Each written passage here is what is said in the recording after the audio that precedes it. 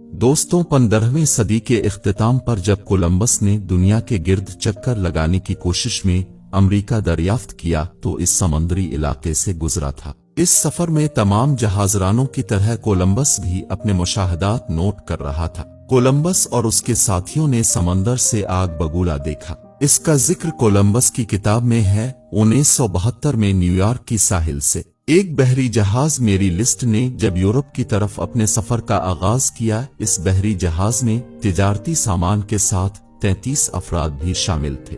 एक हफ्ते बाद एक दूसरी बहरी जहाज डी ग्रेशिया भी अपने सफर की जानिब रवाना हुआ। जब 20 दिन बाद डी ग्रेशिया बहरी जहाज बहरे ओकियानूस में वाक़े ईज़वर्स और पुर्तगाल के दरमियान पहुंचा तो इस बहरी जहाज के कप्तान ने मेरी लिस्ट बहरी जहाज को समंदर में भटकता हुआ देखा और इसमें कोई इंसान नहीं था। सामान सारा का सारा सही सलामत था। एक और बहरी जहाज जब इस समुद्री हुदूद से गुजर रहा था। बहरी जहाज में 100 अफराद सवार थे। इसके मुसाफिर कुछ देर के लिए अपने होश खो बैठे।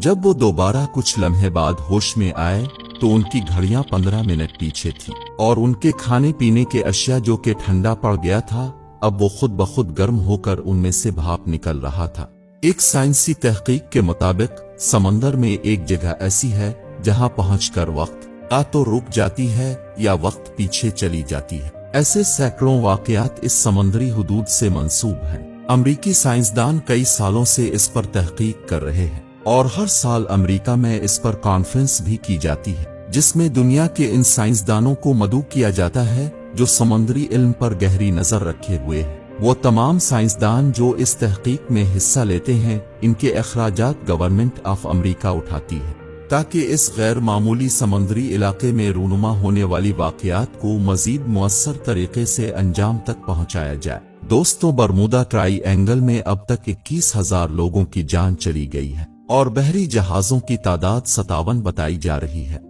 पहला बहरी जहाज यूएसएस साइक्लोप था जो ब्राजील से अमेरिका जा रहा था। रास्ते में हमेशा के लिए लापता हो गया यानी बरमूदा ट्राईएंगल ने अपनी जानिब निगल लिया। अमेरिकी समुद्री माहिरीन ने एक टीम भेजी ताकि इसके बकाया जात को तलाश करे लेकिन नाकामी का सामना करना पड़ा। यूएसएस साइक्लोप बहरी जहाज के गायब होने के वजूहात आज तक सामने न आ सकी।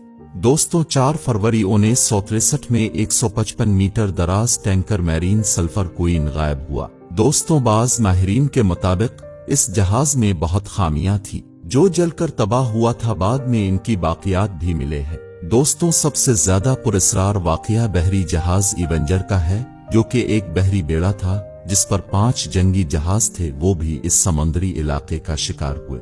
बेड़े को बचाने के लिए आने वाला जहाज भी हमेशा के लिए लापता हो गया। इस तरह पुरस्कार तौर पर गायब होने की क्या वजूहात हैं?